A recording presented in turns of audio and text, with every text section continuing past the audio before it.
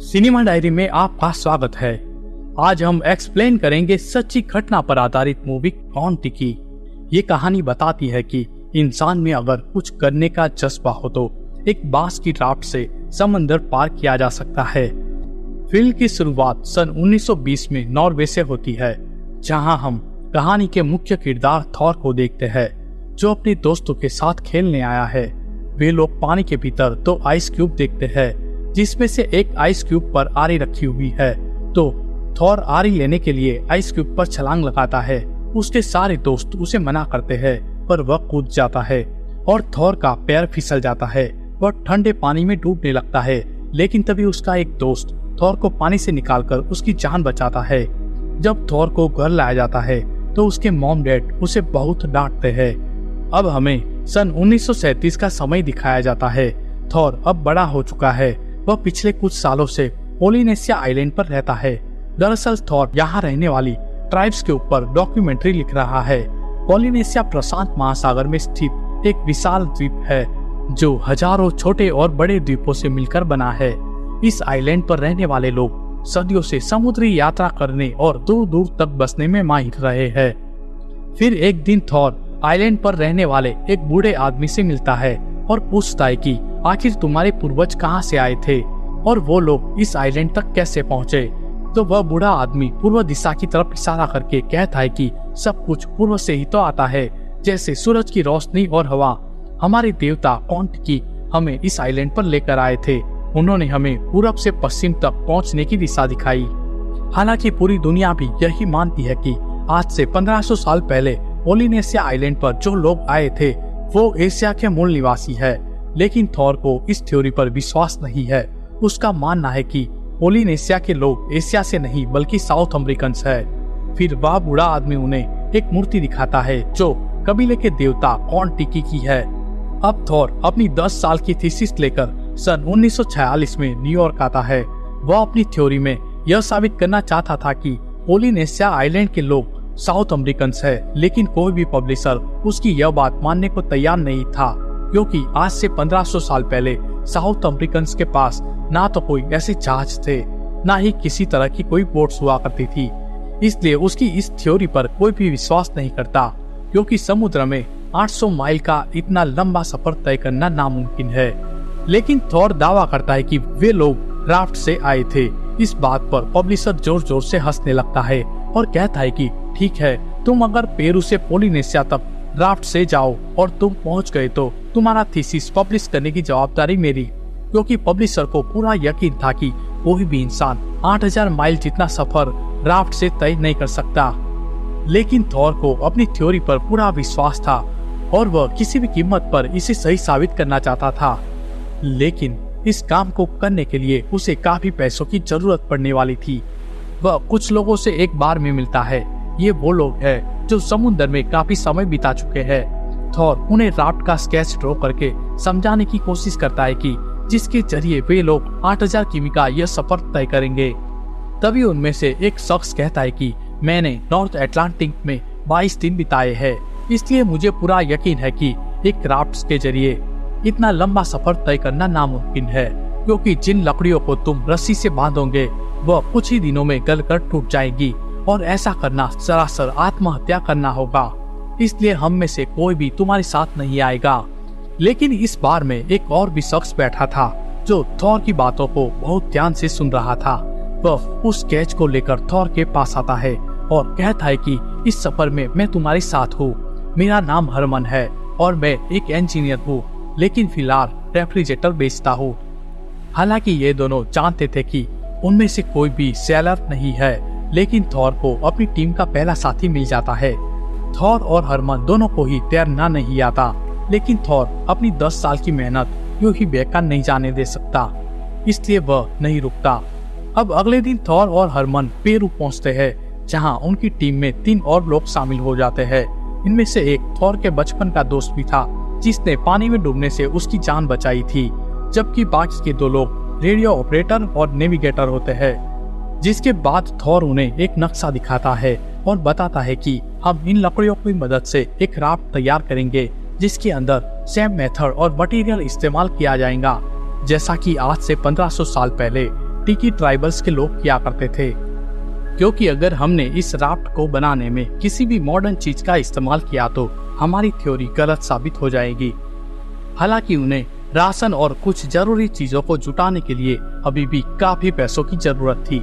इसलिए थॉर एक बिजनेसमैन से मिलने जाता है और बताता है कि हम लोग राफ्ट के जरिए 8000 किमी का सफर तय करने वाले हैं, ताकि हम साबित कर सके कि पोलिनेशिया आइलैंड के लोग साउथ अमेरिका से आए थे, ना कि एशिया से।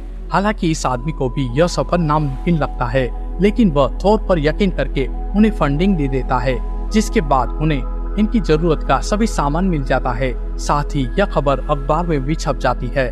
थॉर 8000 किमी का सफर बांस के राफ्ट से तय करने वाला है, जिससे प्रभावित होकर एक शख्स थॉर की टीम में शामिल होने के लिए आता है, जो कि एक फोटोग्राफर है।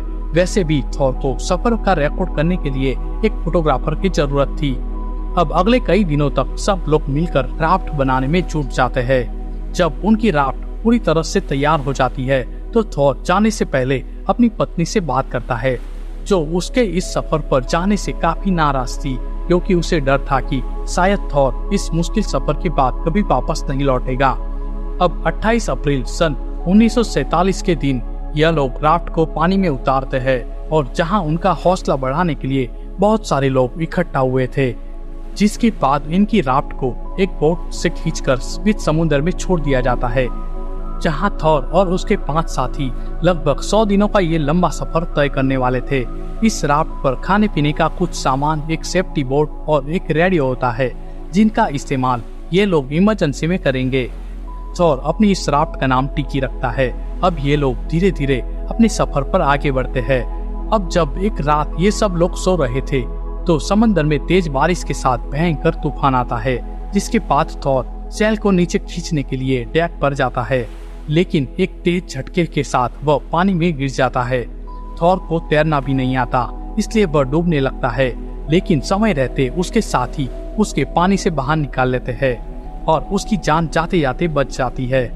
अब अगली सुबह जब सब लोग नींद से जागते हैं तो देखते हैं कि इनकी राफ्ट काफी हद तक टूट चुकी है, जिसे यह लोग वापस ठीक करने में जुट जाते हैं।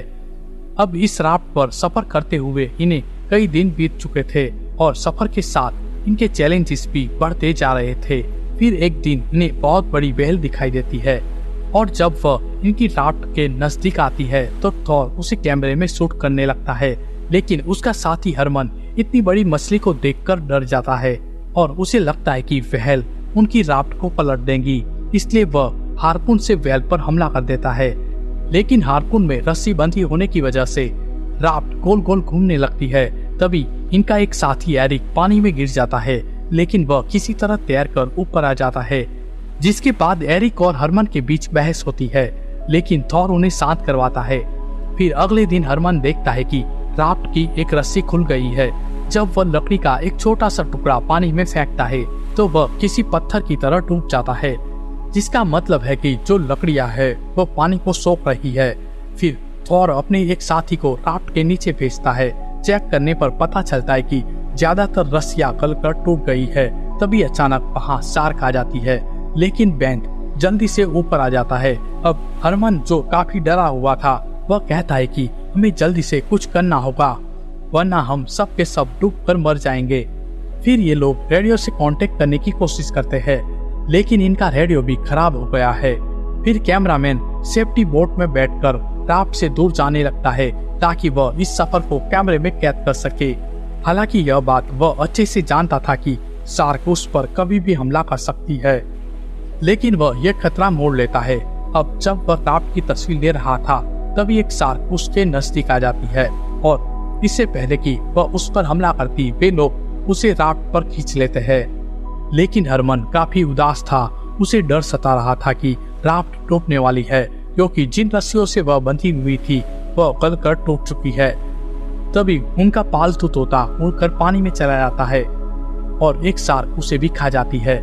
इस बात से तोते का मालिक बहुत गुस्सा हो जाता है, और जिस शार्क ने उसके तोते को खाया था वह उसे पूंछ पकड़कर राफ्ट के ऊपर खींच लेता है और लगातार चाकू से हमला करके उसे मार देता है। लेकिन जब खून पानी में जाता है तो बहुत सारी शार्क से मंडराने लगती है। तभी हरमन, जो पहले से ही काफी डरा हुआ था, बॉक्स लेकर आता है, जिसके अंदर मॉडर्न मटेरियल से बनी हुई वायर रखी थी। हरमन कहता है कि हमारे बचने का बस यही एक तरीका है, अगर हमने इस राफ्ट को तार से नहीं बांधा तो हम सब डूब कर मर जाएंगे। लेकिन थॉर को पूरा यकीन था कि उनकी ये राफ्ट नहीं डूबेगी, क्योंकि उन्होंने इस राफ्ट को ठीक वैसे ही बनाया था जैसे 1500 साल पहले टिकी ट्राइब्स के लोग बनाते थे। इसलिए हम यह सफर बिना किसी आधुनिक चीज के इस्तेमाल किए बिना पूरा करेंगे। जिसके बाद थॉर उन वायर्स को पानी में फेंक देता है, पर तभी हरमन का पैर फिसल जाता है और वो पानी में गिर जाता है। जिसके बाद उसके चारों ओर शार्क आ जाती है। हरमन को भी तैरना नहीं आता था, इसलिए वह खुद से राफ्ट तक नहीं आ सकता था। फिर ये लोग जल्दी से उसकी तरफ रस्सी फेंकते हैं, लेकिन हरमन इसे भी नहीं पकड़ पाता। फिर उनका एक साथी शार्क का ध्यान भटकाने की कोशिश करता है, जबकि दूसरा साथी रस्सी के साथ पानी में कूद जाता है और हरमन को बचाकर वापस राफ्ट पर ले आता है। जिसके बाद हरमन सबसे माफी मांगता है। अब इस तरह के उतार चढ़ाव के साथ थॉर की टीम आगे बढ़ रही थी। तभी उनका नेविगेटर एरिक बताता है कि हम पॉलिनेशिया के सही रास्ते पर है और लगभग 5000 किमी तक का सफर तय कर चुके हैं। इस बात की खुशी थॉर के लिए बहुत मायने रखती थी, क्योंकि जल्द ही ये लोग अपनी मंजिल के करीब होंगे। अब इनका रेडियो भी ठीक हो जाता है, जिसके जरिए ये लोग अपने सफर के बारे में संदेश भेजते हैं। जब पूरी दुनिया को यह खबर मिलती है तो सब बहुत हैरान होते हैं, क्योंकि थॉर और उसके क्रू मेंबर्स वो काम करने वाले थे जो दुनिया के लिए नामुमकिन था। अब 7 अगस्त सन 1947 का समय दिखाया जाता है और आज इन लोगों को पॉलिनेशिया के सफर पर निकले हुए 101 दिन बीत चुके हैं। इतने लंबे सफर में इनकी दाढ़ी और बाल भी काफी बढ़ चुके थे। फिर एक सुबह थॉर को आसमान से उड़ता हुआ एक पक्षी नजर आता है, जिसका मतलब था कि जरूर आसपास जमीन है। फिर ये लोग देखते हैं कि इनके सामने वही आइलैंड है जिसके लिए उन्होंने इतना लंबा सफर तय किया था। अब इन लोगों की खुशी का ठिकाना नहीं था, लेकिन राफ्ट को किनारे तक ले जाना काफी मुश्किल था, क्योंकि इस राफ्ट के अंदर किसी भी तरह की स्टीयरिंग या पैडल्स नहीं थे।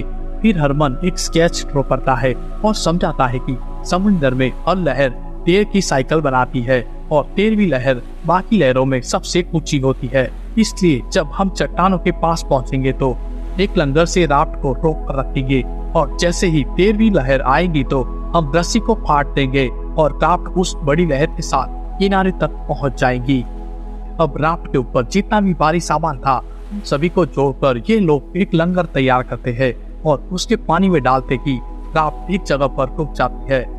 जिसके बाद हरमन लहरों की गिनती करना शुरू करता है, लेकिन 10वीं लहर आते ही लंगर की रस्सी टूट जाती है और राफ्ट बहुत ही तेजी के साथ बहना शुरू कर देती है।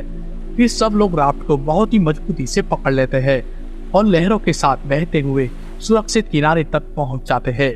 इस यात्रा में किस्मत भी इनका खूब साथ देती है और दुनिया के लिए नामुमकिन लगने वाला ये सफर थॉर अपने 5 साथियों के साथ पूरा कर लेता है। जिसके बाद पॉलिनेशिया के इतिहास को हमेशा हमेशा के लिए बदल दिया जाता है। फिर एंड में कुछ असली फुटेज भी दिखाई जाती है